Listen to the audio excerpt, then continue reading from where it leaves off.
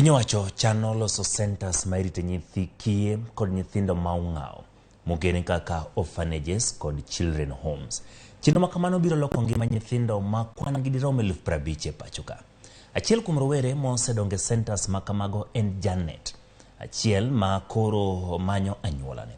Janet ma en rawera maonge nyalo mar loso kata winjo, wacho ni noringo molal tok kane nyamin gi ochwade higni 11 mokalo.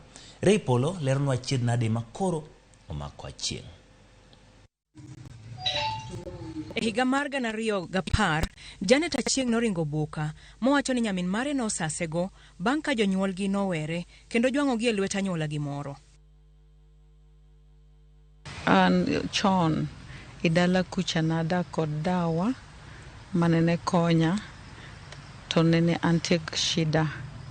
Nyaminwa ne chwada mang'eny kendo naluoko sande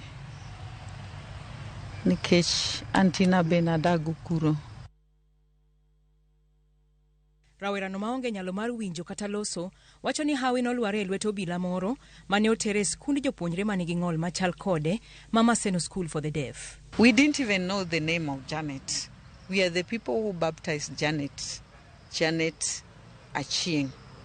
Hawi nomedo luwe e sikundno ka riwruok moro ma ok mar piny owacho nokawo ting' mar sombe. Notera skul Maseno ma jo Maseno nokonya kabisa. Then atieko Maseno manadhi Mumias School for the Deaf. Kaka omedo dongo e kaka owuoro ka anyuolane nojwang'e mapok omanye nyaka sani. The girl gets lonely. Whenever others go home during holidays, we usually allow them to go back to their parents, but she remains alone in the home because she does not have anywhere she can go to. An stress mang'eny kendo paro ang'eny go. Tok tiegruok, dwaro maduong' ma Janet nigo en mar yudo anyuolane. To gimanda en mana ni an onge jonyuolna manyalo tanga kata skul mondo gibi gikonya. Aonge go. Awuotho kawuok e skul tadhi kenda to adong' kenda seche moko e skul to joma konya onge. Mane momiyo adwaro mondo ng'ato konye chunya nigi lit mang'eny.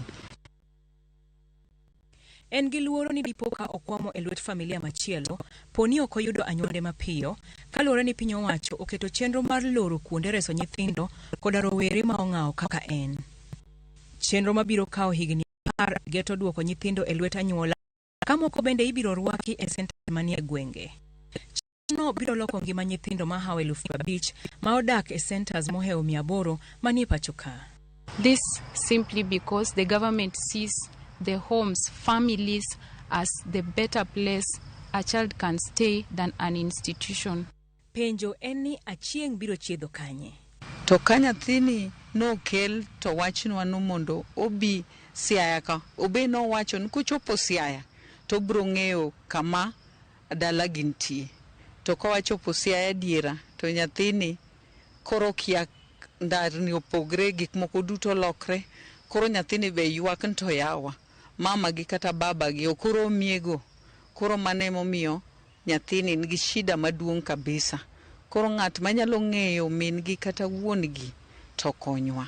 Achieng omiyo wasigande ka ogeno ni anyuolane kata osiepene machon biro neno pichane kendo konya yudo wedene.